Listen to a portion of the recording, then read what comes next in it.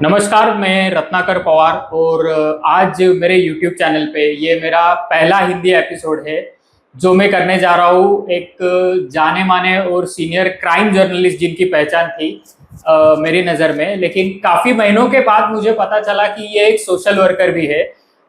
Sir Iqbal Mamdani sir हमारे press club के काफ़ी सीनियर मेंबर जो है, और मैं पहली बार जब उनसे मिला तो मैं एक क्राइम जर्नलिस्ट के तौर पे मिला, लेकिन काफी अरसे बाद मुझे पता चला कि ये एक सोशल वर्कर है और उनका जो सोशल वर्क है उसके बारे में आज हम हमारे YouTube चैनल पे बात कर रहे हैं।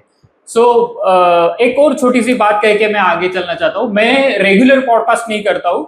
मैं जो पॉडकास्ट करता हूँ वो काफी गिने चुने लोगों के पॉडकास्ट है, और जो मुझे लोग पसंद आते हैं जिनका काम जेन्युइन होता है उन्हीं के साथ में मैं अक्सर बैठता हूँ। इकबाल सर, आपका बहुत बहुत स्वागत मेरे इस छोटे से चैनल में।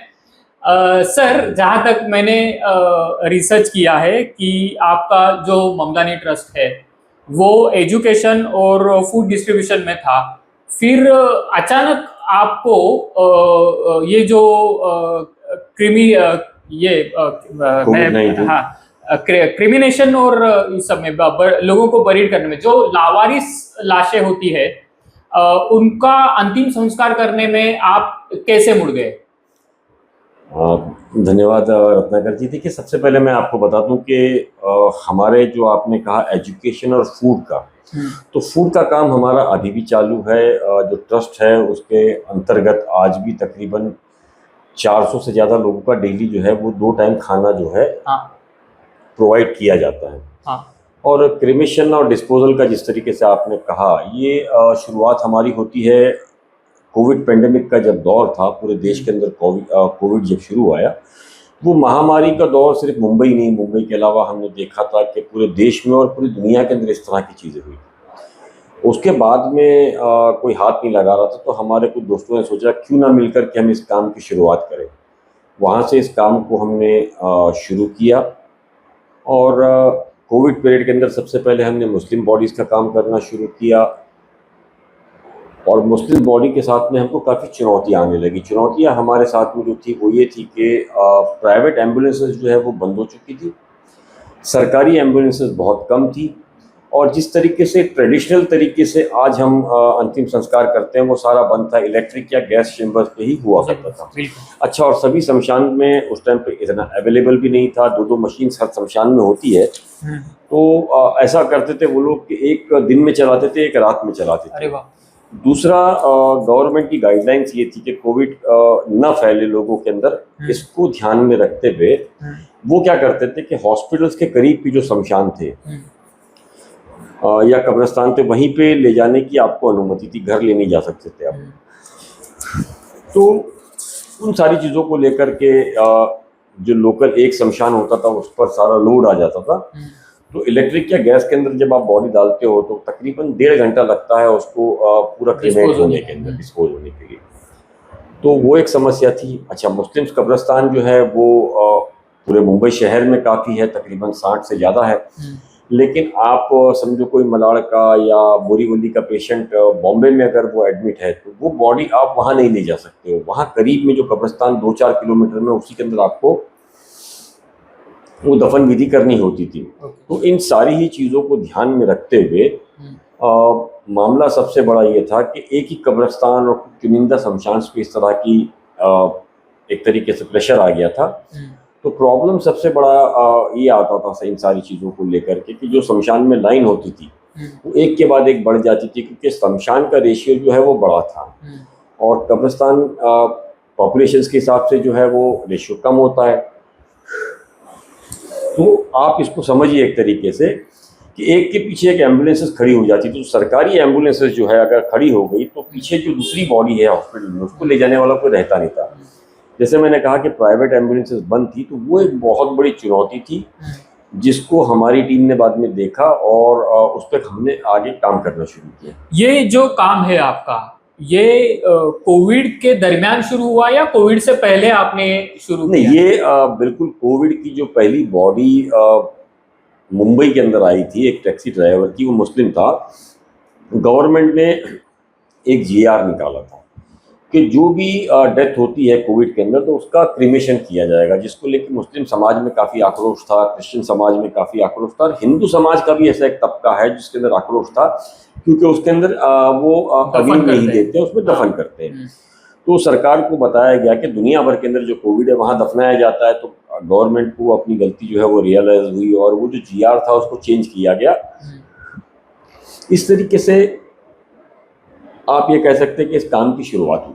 अच्छा। दूसरा, जैसे मैंने आपको एम्बुलेंस की बात की, तो हमने शुरुआत में क्या किया कि अपनी एम्बुलेंसेस हायर करने की बात की, लेकिन कोई देने को तैयार नहीं था डर के मारे। फिर हमने कुछ ऐसे दोस्तों को कांटेक्ट किया जिनके पास एम्बुलेंसेस थी लेकिन खटारा हो चुकी थी, वो दम करने की पोजीशन पे आई थी, तब उसको हमने लिया और मुंबई पुलिस की मदद से कुछ टोइंग वैन्स, कुछ मैकेनिक्स, और आप ये समझ सकते हैं कि जो पार्ट्स मिलते हैं मुंबई, जैसे चोर बाज़ार इलाका है, ग्रांट रोड है, कुर्ला है, वहाँ से हमने कुछ पार्ट्स वगैरह मंगाए और वो गाड़ियों को बना करके हमने शुरुआत में पेशेंट्स के लिए और डेड बॉडीज़ के लिए अलग अलग इस्तेमाल करना शुरू किया। टोटल हमने इस तरह की जो है वो 8 एम्बुलेंसेस को हमने तैयार किया था। एक सवाल थोड़ा ट्रिकी है, लेकिन मुझे ये पूछना अभी अभी मेरे जहन में आया है कि अलावा हिंदू और मुस्लिम और क्रिश्चियंस के मुंबई में पारसी भी काफ़ी मात्रा में है, जिनका जो अंतिम संस्कार है वो हम सबसे अलग है। नहीं, अभी वैसा नहीं है। अब पारसी समाज भी अग्निदहन करता है। जी हाँ, वो अभी रतन टाटा साहब का जो अभी जो आप देखोगे ना, क्योंकि मुंबई के अंदर वो जगहें नहीं है और उसके अंदर जो प्रॉब्लम्स होती थी जिसको लेकर के पारसी समाज ने बंद कर दिया है। अब पारसी समाज हो, ये जितने भी समाज है ये क्रिएट करते हैं। अच्छा, आप एक बात बताइए कि इस काम को मतलब जहाँ तक मैंने जाना है कि कोई अंतिम संस्कार करना होता है तो कम से कम 2,000 रुपये का खर्चा होता है, और आपने लगभग, जहाँ तक मैंने रिसर्च किया है, कि 7,000 से ज़्यादा आपने लोगों को अंतिम संस्कार कराया है, हिंदू मुस्लिम जो भी है, आपने कोई डिस्क्रिमिनेशन नहीं किया है। इन सब के लिए आपको फंडिंग की कभी कमतरता महसूस हुई है क्या? देखिए, आपने तो सबसे पहला जो सवाल किया 2,000 रुपये, मैं आपको बता दूं हिंदू बॉडी के लिए उससे ज़्यादा खर्च आता है। उसकी वजह है कि जो पूजा पाठ के अंदर 33 ऐसी चीज़ें हैं जिसका इस्तेमाल होता है।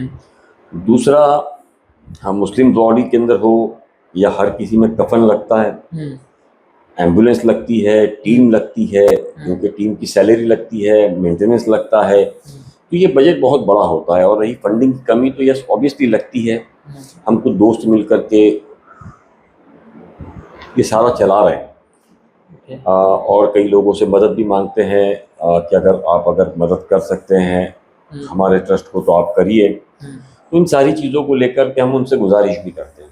आपने ये जो मतलब जहाँ तक मैंने मालूमात की है कि आपके जो वालिद यानी आपके जो पिताजी थे, उन्होंने ये ट्रस्ट इस्टेब्लिश की, 2018 में उनका देहांत हुआ, और उसके बाद में आपने और आपके भाई साहब ने ये ट्रस्ट जो है वो आगे बढ़ाने शुरू की।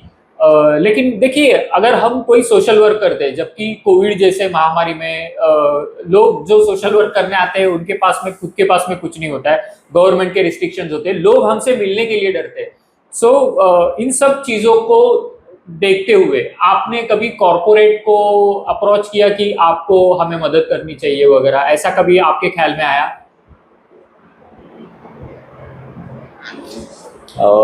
हमने कॉरपोरेट के साथ क्राउड फंडिंग और इसके अलावा आप समझिए कई ऐसे पॉलिटिकल पार्टीज़ है, सरकार से, सभी से हमने मदद मांगी है। नहीं मांगी ऐसी बात नहीं है। हमने हर किसी से गुजारिश की है कि ये हमारा अपना काम नहीं है, ये हमारे अपने राज्य का काम है, अपने शहर का काम है। हर किसी को मिलकर काम करना चाहिए। उनका रिस्पांस क्या रहा? देखिए, अभी तक रिस्पांस कहीं से कुछ नहीं है। हम सारे दोस्त मिलकर के अभी भी हैंड टू माउथ जिसको बोलते हैं कि लड़ाई लड़ रहे हैं, और उम्मीद है कि आने वाले वक्त में कुछ बेहतर होगा। नहीं, ऐसी बात नहीं है। ज़रूरी नहीं कि हर काम आपने शुरू किया है तो वो एक दिन में बड़ा हो जाए। किसी भी बच्चे को बढ़ने में या किसी काम को बढ़ने में वक्त लगता है। ये 6 साल हमें हो गए अभी। 6 साल से ज़्यादा का वक्त हो गया। मुझे ऐसा लगता है कि धीरे धीरे करके जब लोगों को ट्रस्ट आएगा, हमारा काम रहेगा, तो आगे लोग जुड़ेंगे भी। और आपने जिस तरीके से कहा कि 6-7 हज़ार नहीं, अभी हमारी मुझे लगता है कि तकरीबन तकरीबन 9,000 बॉडीज़ कुछ आपने अंतिम दिनों में संस्कार हो जाएगी। अच्छा। और इसके लिए हमारी टीम जो है वो लगातार काम करती रहती है। अरे बाप रे।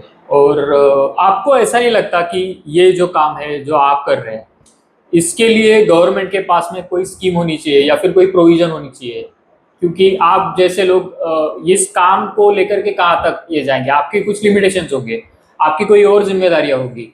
तो अगर गवर्नमेंट इस काम को काम की जिम्मेदारी ले तो आपका जो दायरा है वो मुंबई तक का ही है। देखिए, मैं बोलता हूँ, गवर्नमेंट का होगा तो काफी मतलब देश भर तक का हो सकता मैं है। ये ऐसा कहता नहीं हूँ कि आपको लगता? गवर्नमेंट के पास अगर नहीं है तो उसे ऐसे लोगों के लिए बनाना चाहिए कुछ स्कीम्स। बिल्कुल बिल्कुल। उसकी वजह है कि मुंबई के अंदर हर महीने 150-200 बॉडीज जो है वो अनक्लेम निकलती है, क्योंकि ये फाइनेंशियल हब है मुंबई में? मुंबई में। तो ये फाइनेंशियल हब है और लोग यहाँ देश के अलग अलग राज्यों से यहाँ आते हैं, उनका देहांत होता है। पुलिस लगातार कोशिश करती है उनके परिवार को मिलाने के लिए, कांटेक्ट करने के लिए।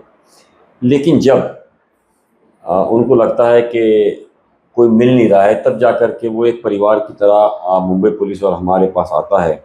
हम उसका अंतिम संस्कार करते हैं, चाहे वो किसी भी धर्म का हो, उसके रीति रिवाज के हिसाब से। अगर हिंदू है तो हम अस्थि विसर्जन भी करवाते हैं, पिंडदान पूजा भी करते हैं अग्नि के बाद में। मुस्लिम्स है तो उसके नमाज जनाजा वगैरह भी सारी चीज़ें होती है। तो मुझे ऐसा लगता है कि इन सारी ही चीज़ों को ध्यान में रखते हुए आपको, आम लोगों को, सरकार को, सभी को जुड़ना चाहिए और इस तरह के काम देश भर में शुरू होना चाहिए कि अगर इस तरह कोई बॉडी है तो उसे एक सम्मान के साथ अंतिम संस्कार उसका मतलब हो सके ऐसे।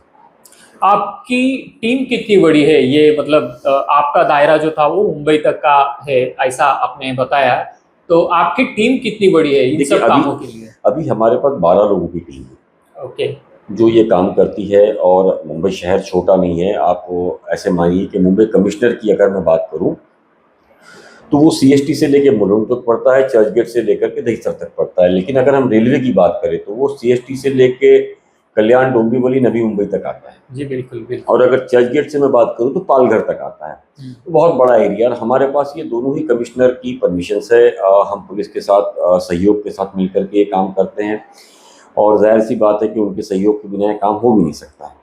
तो इन सारी चीज़ों को लेकर दायरा बड़ा है और इस दायरे के साथ में चैलेंजेस काफ़ी बड़ी है। हमारे लोग जो है 12 लोग, उनकी सैलरीज है, एम्बुलेंस की मेंटेनेंस है, बॉडीज़ के जो खर्च होते हैं वो सारा कुछ है।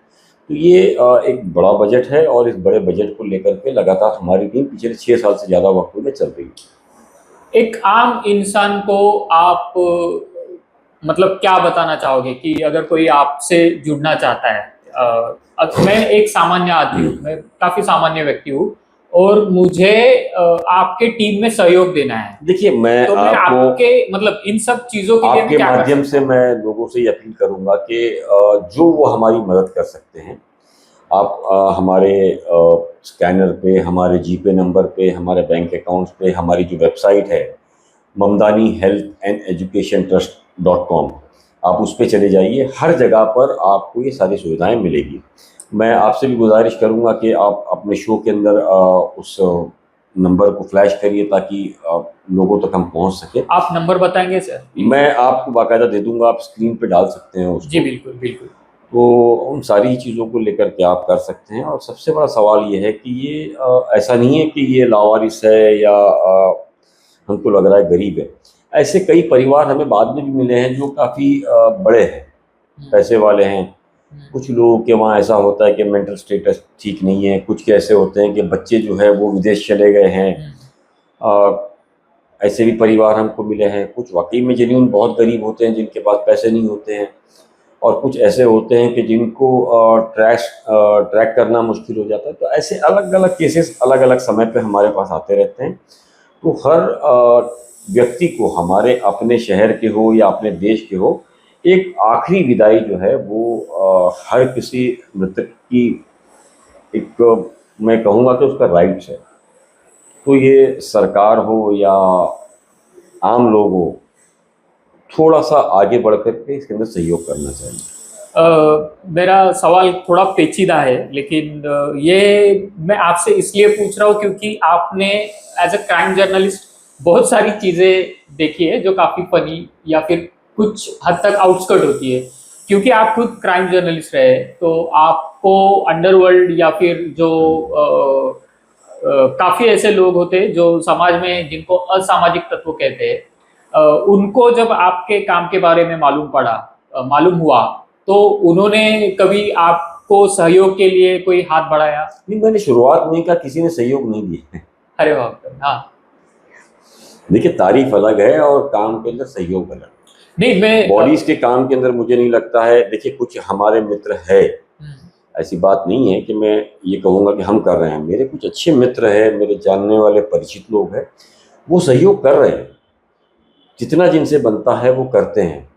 लेकिन जो हमारी कोर टीम है, जो इन सारी कामों को देखती है, उसके लिए बहुत बड़ा चैलेंजेस ये होता है कि वो किसी तरीके से पैसे जमा करके इधर-उधर से मेरा सवाल थोड़ा पेचीदा, मतलब ये अंडरवर्ल्ड से नहीं, मैंने बताया ना, हाँ, कोई नहीं, मतलब कोई नहीं था। कोई नहीं। अच्छा, दूसरा क्योंकि मैं ये सवाल इसलिए पूछ रहा था क्योंकि वो लोग अपने आप को रॉबिन हुड नहीं, देखिए, पोर्ट्रे करना चाहते रॉबिन हैं। हुड की बात अलग है। हमारा एक सिद्धांत है कि बहुत सीधा, जिसको डोनेशन देना है हम कैश नहीं लेते हैं। वो सहयोग आप सीधे सीधे हमारे अकाउंट में करिए, और अकाउंट का जो पैसा रहेगा वो सरकार को भी हम दिखाएंगे। बिल्कुल। तो अब उसके अंदर वो बॉलीवुड हो, हॉलीवुड हो, अंडरवर्ल्ड हो या कोई भी वर्ल्ड हो, तो उसका पैसा जो आएगा वो तो अकाउंट में आएगा। जी बिल्कुल। और हमने कभी अंडरवर्ल्ड से ना कभी मांग की है, ना उम्मीद कर रहे हैं। नहीं, मैंने ऐसा नहीं कहा। कौन रॉबिन हुड है वो, क्योंकि कई बार हम सुनते हैं कि फलाने डॉन ने उनको मालूम हुआ। वो एक वेब सीरीज थी इनकी, नवाजुद्दीन सिद्दीकी की, कि वो एरिया के दादा रहते हैं, और वो लोगों को जब पता चलता है कि जिस तरीके से अंडरवर्ल्ड के और पता नहीं कई ऐसी चीजों की बात की, तो हमारे पास उससे बड़ी ताकत तो हमारे पास हमारे बिजनेस इंडस्ट्री है, हमारे बिजनेस टाइकून है। बिल्कुल। मुझे लगता है कि अगर वो आगे आ गए तो समाज के अंदर किसी की जरूरत नहीं पड़ेगी। हमारे पॉलिटिशियंस है, सरकार है हमारी, तो मतलब इन सारी ही चीजों को लेकर के उन्हें जुड़ना चाहिए। तो हमको अंडरवर्ल्ड और ये सब की मतलब मुझे नहीं लगता है कि कभी जरूरत पड़ेगी। अब तक ईश्वर ने नहीं की है, अल्लाह ने चाहे आगे भी नहीं पड़ेगी। रॉबिन हुड की छवि जिसकी है वो रहे भाई, हम उससे इनकार नहीं कर रहे। देखिए, हमारा काम जो है, किसी बेसहारा जो मजबूर है, जिसकी मौत हो गई है, वो खुद नहीं कुछ नहीं ना मांग सकता है ना कुछ कर सकता है, तो ऐसे लोगों को एक परिवार की तरह सम्मान के साथ उसका अंतिम संस्कार करना, वो हमारा एक फर्ज है। उसको लेकर के हम और मुंबई पुलिस एक परिवार की तरह काम करते हैं और करते रहेंगे इंशाल्लाह। ये जो काम है, मतलब कोविड में काफी, मतलब हम सब पे रिस्ट्रिक्शंस थे, चाहे आप पुलिस वाले हो चाहे कोई हो, मतलब हम सबके ऊपर एक खौफ था, एक डर था कि अगर मैं घर पे चला जाऊंगा तो, या फिर मेरे घर वालों से इंटरेक्ट कर लिया, दोस्तों से इंटरेक्ट कर लिया, तो हो सकता है मेरी वजह से हो। और मैंने ऐसी कई न्यूज़ देखी है जहाँ पे पुलिस वालों की डेथ हो गई है। तो आप तो खुद अंतिम संस्कार करने के लिए हर घंटे श्मशान में जाते थे, कब्रिस्तान में जाते थे, तो आपके घर से क्या रिएक्शन थी कि आपको मेरे घर से कोई रिएक्शन नहीं था। घर का सपोर्ट नहीं होता तो हम काम करने बाहर ही नहीं निकलते। भाई, महानगर पालिका हो गई, मुंबई पुलिस हो गई, पत्रकार हो गए, कई ऐसे भी और लोग थे सोशल फील्ड के अंदर। अच्छा, जो शमशान के अंदर जो काम करते थे या कब्रिस्तान में काम करते थे, वो थोड़ी घर बैठ गए थे, वो तो काम कर रहे थे ना। मतलब अगर वो सुरक्षित है तो ईश्वर ने चाहा हम भी सुरक्षित रहेंगे। और मुझे बताइए रत्नाकर, कि आप घर में बैठोगे तो एक पीरियड के बाद क्या मौत नहीं आएगी? वो भी बात है, समय जिस दिन है उस दिन आएगी, लेकिन नहीं है जब तक तो आप अपने आप को पेश करिए और आगे आके काम करिए ना। काम करना चाहिए। वक्त निकल गया, अब हम इतिहास बन गए, तो आप मौत के डर से बैठोगे तो ऐसा नहीं कि मौत नहीं आएगी, वो आना है, वो तय है।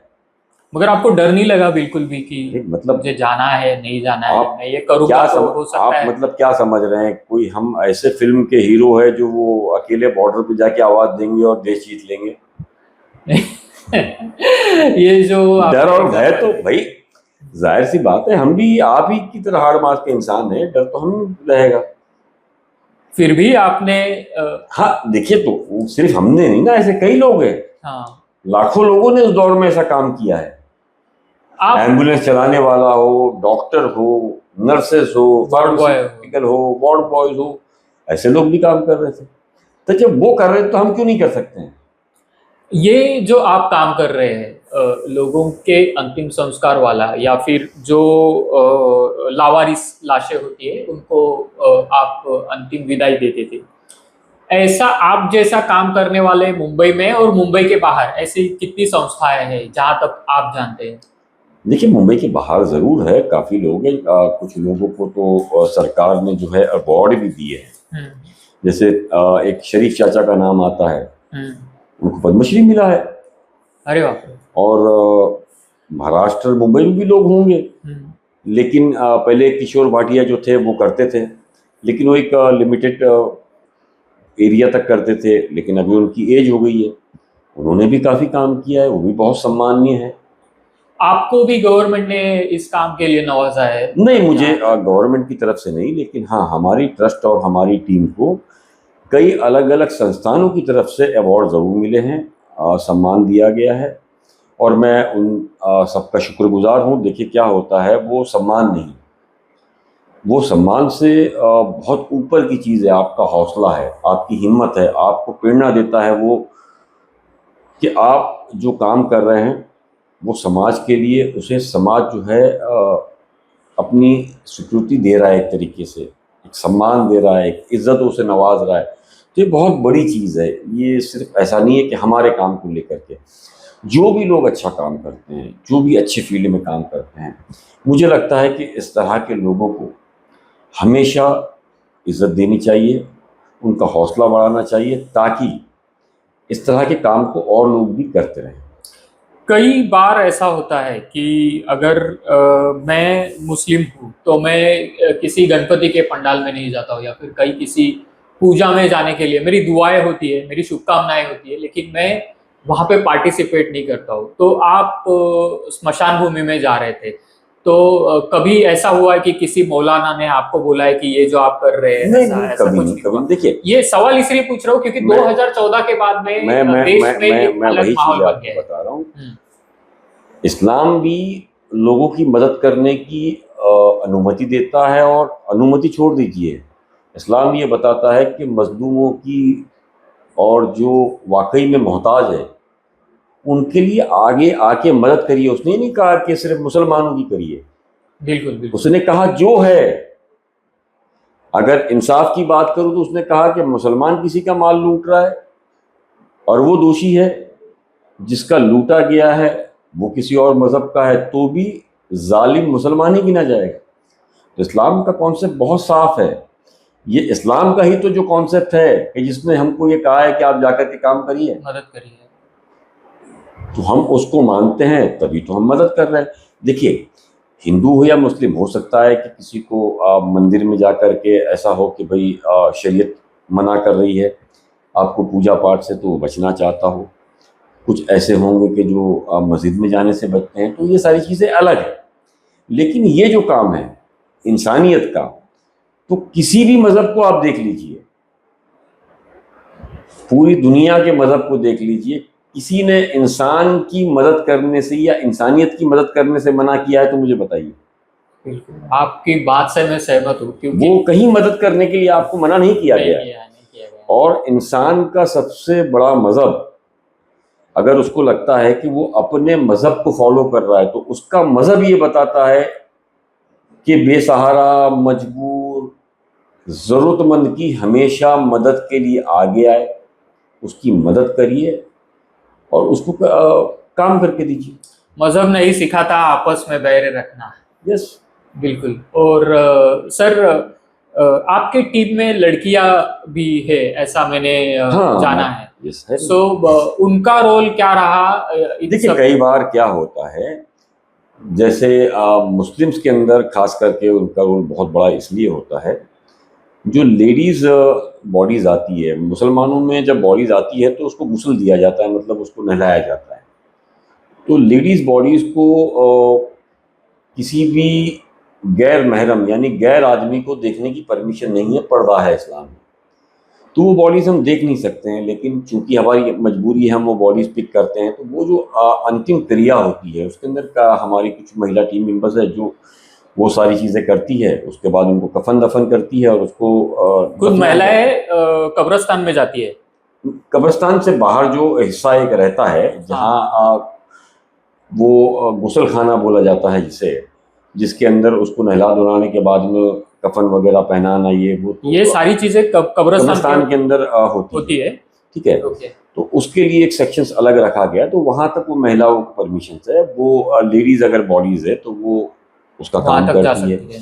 दूसरा, हमारी टीम के अंदर भी कुछ महिलाएं जुड़ी हुई है जो कभी हमको लगता है कि अंतिम संस्कार के लिए कुछ ज़रूरत है, पूजा पाठ वगैरह के लिए, तो वो भी आके बैठती है, विधिवत सारी चीज़ें करती है, प्लस पिंडदान पूजा तक करती है। ये जो पिंडदान और पूजा है ये करने वाले लोग जो है वो किसी अनजान व्यक्ति के लिए ये सारी चीजें खुद कर रहे हैं। यस, हमारे पास ऐसे कुछ टीम मेंबर के अलावा ऐसे कुछ दोस्त हैं कि इस तरह की पिंडदान पूजा के अंदर वो अपना हिस्सा लेते हैं, अपना सहयोग हमें देते हैं। उसकी वजह है कि मुस्लिम्स लड़के जो है उनका काम जो है हॉस्पिटल से बॉडी को शमशान तक ले जाना है।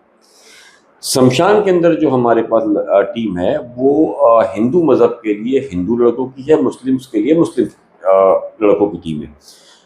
वो उसकी वजह है क्योंकि आप एज ए हिंदू जितना रिचुअल्स जानते हैं, एक मुस्लिम आदमी उसको नहीं करेगा और उस पर समझो कभी कुछ 19-20 गलती हो गई उससे, तो उस पर एक सवाल खड़ा होगा। और हो सकता है कुछ ऐसे भी समाज के अंदर लोग रहते हैं जो इन सब चीज़ों का इशू करने के लिए इशू करेंगे। तो हम सारी क्राइटेरिया को ध्यान में रखते हुए हमारी प्रायोरिटी यही है कि जो जिस मज़हब का है उस हिसाब से उस टीम को खड़ा करके एक दूसरे के सहयोग से उसका अंतिम संस्कार किया जाए। एक दूसरे की जगह पर खड़े होते हैं, लेकिन जिनका जो काम होता है आगे काम वही लोग करते हैं। आप इन सब मतलब प्रक्रिया में, मतलब ये जो सारी चीज़ें आप कर रहे हैं उसमें आपको पुलिस की हेल्प हुई, बीएमसी की हेल्प हुई, गवर्नमेंट की हेल्प हुई है, और आपके साथ कुछ लोग ऐसे हैं जो फैसले से और वो आपके साथ में जुड़ गए। और आप हम जो काम करते हैं, जो हम मीडिया वाले, हम जर्नलिस्ट हैं, जर्नलिस्ट लोगों की क्या भूमिका रही इन सब चीज़ों में? किसी की मदद हो? देखिए, सबसे पहला तो मैं आपको बता दूं, एज ए जर्नलिस्ट जो हमने सारी चीज़ें देखी थी और आपने कहा क्राइम रिपोर्टर, तो पहला तो ये काम करना आसान हो गया। हाँ, क्योंकि as a crime reporter Mumbai police के साथ आपका रोज का उठना बैठना है, बड़ा अच्छा रिश्ता था, पॉलिटिशियंस के साथ हमारा सहयोग था। और आज भी जो जर्नलिस्ट है वो इस पूरे काम के पीछे जहाँ कोई अड़चन आती है, तो जैसे टीवीजे है, प्रेस क्लब के अंदर काफ़ी लोग हैं, पत्रकार विकास संघ है, या अलग अलग ऐसे कई संघ जो है वो हमेशा सहयोग करते हैं। उनको लगता है कि कोई अड़चन आ रही है तो वो बात कर लेते हैं, चाहे ऊपर हो, पॉलिटिशियन से हो, किसी पुलिस से हो, या किसी महानगर पालिका हो। तो ऐसे भी कई काम हैं जो आसानी से हो जाते हैं, जो आम आदमी किसी चीज़ को लेकर के सीएम, डिप्टी सीएम और कमिश्नर तक इजीली नहीं जा पाता है। तो वही जो हमारे पत्रकार हैं वो इस काम के लिए बहुत आसानी से पहुंचते हैं। और आप देखिए कि उस पूरे काम के अंदर आज भी उनका सहयोग हमारे साथ। क्या बात है। और आपको कौन से ऐसे मतलब हमारे पत्रकारों में भी काफ़ी सारे अवार्ड्स होते हैं कि हम लोग जो कोई अच्छी स्टोरी करते हैं या फिर कोई अच्छा काम करते हैं तो हमें भी अवार्ड से नवाजा जाता है। वैसे आपको और आपके टीम के लिए कोई ऑनर वाली मूवमेंट आप बताना चाहेंगे? काफ़ी है। कुछ पत्रकार दोस्त हैं हमारे जिन्होंने अपने जब प्रोग्राम्स किए तो अवार्ड दिए हैं। दूसरा सबसे बड़ा अवार्ड टीवी जर्नलिस्ट एसोसिएशन का होता है, वहाँ से सम्मानित किया गया है। अलग अलग संस्थाओं से, जैसे सिंटा वगैरह हो गई, गवर्नर से हमारे को मिला है। खुद अभी जो देवेंद्र फडणवीस साहब हमारे मुख्यमंत्री है, उन्होंने एक प्रोग्राम के अंदर सम्मानित किया था।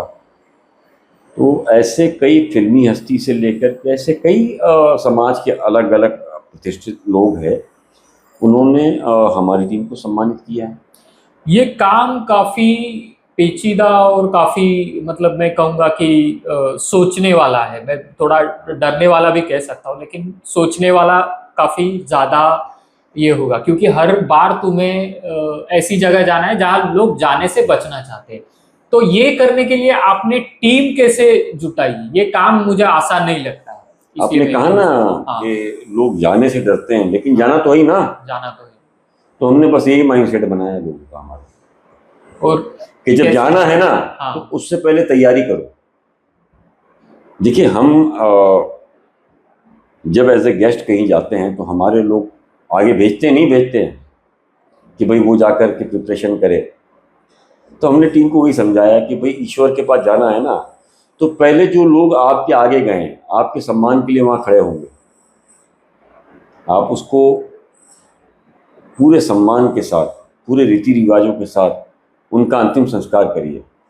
देखिए, ये सारी हवाई बातें हैं कि आगे जाने के बाद तो किसी ने नहीं देखा है क्या होगा। किसी का कहना है कि पुनर्जन्म होगा, इस्लाम कहता है कोई पुनर्जन्म नहीं है, वहाँ हिसाब किताब होगा। तो मैं सारी ही चीज़ों को लेकर के ये मानता हूँ कि हो सकता है कि पुनर्जन्म ना हो, हिसाब किताब हो। और अगर हिसाब किताब भी है तो उस ईश्वर ने पूछा कि इंसान को इंसान की मदद के लिए भेजा था, किया कि नहीं किया। तो मुझे ऐसा लगता है कि थोड़ा सा उस काबिल रहूँगा कि मालिक जितनी तूने हैसियत दी थी उतना किया। और देखिए, आपने जो शुरुआत में एक बहुत अच्छी चीज़ पूछी थी कि आपका परिवार, मेरा परिवार कोविड में भी खड़ा था, मेरा परिवार आज भी खड़ा है और मेरे पूरे काम को सहयोग दे रहा है। अगर नहीं दिया होता तो ना उस वक्त ये काम चलता, ना आज ये काम चालू रहता। तो मेरे परिवार का, मुंबई पुलिस का, समाज के अलग अलग लोगों का और खास करके पत्रकारों का एक बहुत बड़ा सहयोग है, जिससे ये काम आज भी चल रहा है और अल्लाह ने चाहा तो आगे भी चलता रहेगा। कोई ऐसा हादसा या फिर कोई ऐसी घटना जो, मतलब आप काफी स्ट्रांग दिल के, जहाँ तक मैंने देखा है आपको, लेकिन ऐसा कोई दिल दहलाने देने वाली कोई घटना अनगिनत चीज है रत्नाकर। एक बात को समझिए, कोविड पीरियड के अंदर अगर आप देखोगे ना, तो कोविड ने समझदारों को बहुत सी चीजें सिखा दिया कि आप किसी पे विश्वास मत करिए। क्योंकि उस दौर में हमने देखा है कि माता ने बेटों को छोड़ दिया है, बच्चों ने माता पिता को छोड़ दिया है, भाई ने बहन को छोड़ दिया है, बहन ने भाई को छोड़ दिया है। ऐसे अनगिनत केसेस आए, लोगों ने बॉडी लेने से इनकार कर दिया, हाथ लगाने से इनकार कर दिया, अपने घर वालों की। ठीक है। और चीज़ें जिस तरीके से हवाई बातें होती है कि ये होता है, ये रिश्ते होते हैं, कोई रिश्ते नहीं होते हैं। उस दौर में मैंने बहुत करीब से ज़िंदगी को जिया, करीब से देखा कि जब मुसीबत आ जाए तो हर कोई उस मुसीबत में अपने आप को सुरक्षित रखना चाहता है, अपने आप को बचा करके सेफ करना चाहता है। कोई भी इन सारी ही चीज़ों को लेकर के मुसीबत के अंदर जो है वो नहीं आता है, आप एक मान के चलिए। तो मेरा सिंपल सा ऐसा मानना है कि सब बेकार और फालतू की बातें हैं। ये इतना सिखाया है हमको कोविड ने, इतना सब कुछ सिखाया है कि अब विश्वास नहीं होता कि दोस्ती पर, जो खून के रिश्ते पर होते हैं उनसे हम ज़्यादा भरोसा करें। ठीक है, एतबार किए बिना चारा नहीं है, लेकिन जो कोविड के पहले की दुनिया थी कि ब्लाइंड हम फेथ करते थे कि ये हो जाएगा तो ये आ जाएगा, कोविड ने हमको सिखा दिया कि ऐसी कोई चीज़ नहीं है। आप हर रिश्ते को ब्लाइंडली मत करिए, आ गया आपका नसीब। और उस दौर से मैंने एक चीज़ सीखा कि अपनों से ज़्यादा ईश्वर किसी और से, जिससे आपका काम कराना चाहे, उससे आपका काम हो सकता है। जो आप अपने आप को अगर बहुत कॉन्फिडेंशियल अगर समझ रहे हैं कि मैं ये हूँ, तो ऐसा कुछ भी नहीं। मैं तो कम से कम नहीं मानता। ऐसी कई बॉडीज़ है, चाहे हिंदू हो, मुस्लिम्स हो, कि मैंने देखा है कि वो बेकार है। आप में मतलब ये एक बहुत बड़ा और बहुत महत्वपूर्ण पार्ट है जो आप कर रहे हैं, और थैंक यू ये शब्द काफ़ी छोटा है आपके लिए, आपके टीम के लिए। और मैं इसके अलावा मैं और आपके आपकी जो ट्रस्ट है, जो आपके वालिद साहब, मैं नाम भूल रहा हूँ उनका। इस्माइल इस्माइल तो आपके भाई ममदानी। भाई साहब है ना? नहीं, मेरे भाई का नाम इलियास है। इलियास, अच्छा, इस्माइल साहब ने जो ट्रस्ट शुरू की थी, आज सर उनको चला रहे हैं। और ये जो संस्कार है, ये जो तालीम है, हम उर्दू में कहते हैं, वो उनके पिताजी ने, उनके वालिद साहब ने उनको दी है, और वो माशाल्लाह काफ़ी अच्छी तरीके से वो आगे लेके जा रहे हैं। और आप कहाँ देखते हैं, मतलब इस ट्रस्ट के काम को आप और कहाँ तक, मतलब आगे कैसे कैरी फॉरवर्ड करेंगे, क्या उसके बारे में आप कुछ बताना चाहेंगे? देखिए, संस्थान जो है वो बहुत सी चीज़ें सोच रही है आगे बढ़ने के लिए, लेकिन हर चीज़ को बढ़ने के लिए एक सपोर्ट, सहयोग दोनों ही चाहिए। तो सबसे पहले तो हम लोगों से इसी सहयोग की, इसी सपोर्ट की, इसी मदद की उम्मीद करते हैं। जिस तरीके से ये काम भी चलता रहेगा तो आगे ईश्वर ने चाहे से कई चीज़ें खुलती जाएगी। हम आपसे ये नहीं कहते कि आप रॉबिन हुड बन करके हमको कैश दीजिए, हम किसी को ये नहीं कहते कि आप हमको ला करके हमारे हाथ में पैसे दीजिए। हमारा अकाउंट है, आप उसमें डालिए, ताकि इनकम टैक्स से लेकर के सभी जगह पर वो रिकॉर्ड मेंटेन रहे। आप उस हिसाब को पूछ भी सकते हैं। अलावा ये क्रीमेटोरियम और बरीड के अलावा भी आप एजुकेशन में काम करते हैं, क्या आप उसके बारे में बताना चाहेंगे? नहीं, देखिए, एजुकेशन तो अभी हम पिछले सालों से बिल्कुल नहीं कर पा रहे हैं, क्योंकि फंडिंग्स की हमारे पास कमी है। तो चूंकि हमारे को ये हर महीने 100-150 बॉडीज़ का ही इतना पैसा लग जाता है कि उसी को जुटाना काफ़ी मशक्क़त वाला काम काफ़ी है। चुनौतियाँ भरा काम होता है। तो धीरे धीरे उम्मीद है कि काफ़ी कुछ होगा। मैं जहाँ तक ये कर सकता हूँ, दुआ कर सकता हूँ कि ये होना चाहिए। और तो और इसके अलावा मैंने ऐसे जाना है कि आप मजदूरों को एक वक्त का खाना खिलाते हैं। नहीं, हमारे खाने का मैंने आपको कहा दोपहर और रात है। हाँ, इसमें मेरे बहुत करीबी दोस्तों का बहुत ज़्यादा सहयोग है। वो सारी ही चीज़ें ऐसे समझिए कि Mamdani health and education trust एक सिर्फ नाम है, लेकिन उसमें बहुत बड़ा योगदान उन्हीं का है। ओके। और ये कैसे, मतलब इसका क्या मैकेनिज्म है? अगर इसका मैकेनिज्म, आप हाँ, जिस ऑफिस में बैठे हो, हाँ, ये इलाके में ज़्यादातर लेबर क्लास लोग हैं, जी बिल्कुल बिल्कुल, जो देश के अलग अलग गरीब राज्यों से यहाँ काम करने आते हैं, जिनकी तनख्वाह 12,000 से 15-16 हज़ार के अंदर होती है। तो इनको अपना भी खर्च संभालना होता है, अपने परिवार को भी भेजना होता है। तो ये क्या करते हैं कि दिन में सिर्फ एक टाइम खाना खाते हैं। अरे वाह। और जो मेहनत वाला काम है वो ये तो करते हैं। वो अपनी भूख को मारते हैं, गुटखा खा लेंगे, चाय पी लेंगे, सुबह बिस्किट खा लेंगे। तो इस तरह जो चीज़ें आप मान के चलिए कि उन सभी चीज़ों को अगर हम ध्यान रखें, तो जब हमारे सामने ये चीज़ें आई तो बहुत हमारे मित्र हैं, उन्होंने कहा कि नहीं, हमको खाने का काम शुरू करना चाहिए। वो इस तरीके से शुरू हुआ। आज 200 से ज़्यादा पैकेट दोपहर को, 200 से ज़्यादा पैकेट रात को वो लोगों को दिए जाते हैं, और लोग उस पैसे को बचा के अपने परिवार के पास भेज रहे हैं। अपने बच्चों को वो पढ़ाई करा सकते हैं, अपने बच्चों का जीवन अच्छा कर सकते हैं, क्योंकि जो एक वक्त का भी खाने का पैसा जाता था, वो अब उन्हें पेट भर के 2 वक्त खाना मिल रहा है। बहुत अच्छा है। तो ये एक मिशन था, और मैं फिर कहूँगा कि इसके लिए जो हमारे कुछ मित्रों की टीम है जो इस पूरी चीज़ को देखती है, वो पूरा काम वही हैंडल करती है, सारी चीज़ें वही मैनेज करती है। जिस तरीके से बॉडीज़ को लेकर के हम मैनेज करते हैं, वैसे खाने को लेके 100% वो मैनेज करते हैं।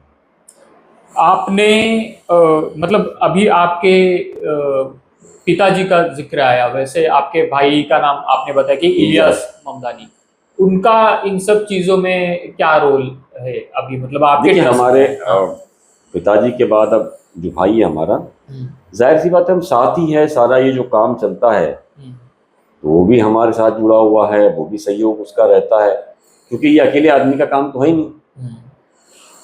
तो इन सारी चीज़ों को लेकर के सिर्फ भाई का नहीं, मैं तो कहूँगा हमारे पूरे परिवार का साथ है, तब जाकर के संस्था चल रही है, तब जाके काम हो रहा है। और ये सहयोग अल्लाह ने चाहा तो बना रहेगा और काम भी अल्लाह की ज़ात से उम्मीद से चलता रहेगा। इसी नोट पे मैं यहाँ पे इस इंटरव्यू को रोकना चाहता हूँ, लेकिन अगर आप ममदानी सर और ये जो समाज के हर एक तबके के लिए, हर एक क्लास के लिए अगर आप सहयोग देना चाहते हैं तो ममदानी ट्रस्ट की जो वेबसाइट है, जो मैं नीचे मेंशन करूँगा, उस पे आप ज़रूर विजिट कीजिए। और इसके अलावा इनका जो स्कैनर कोड है और इनका जो मतलब ममदानी ट्रस्ट का जो नंबर है, जीपे नंबर है, उस पे आप अपनी तरफ से ज़रूर सहयोग दीजिए। ये जो आपका सहयोग है वो किसी की अंतिम विदाई के लिए काफ़ी मददपूर्ण हो सकता है, काफ़ी हेल्पफुल हो सकता है। सो इसी बात पे मैं यहीं पे रुकना चाहता हूँ। धन्यवाद, धन्यवाद सर। Thank you.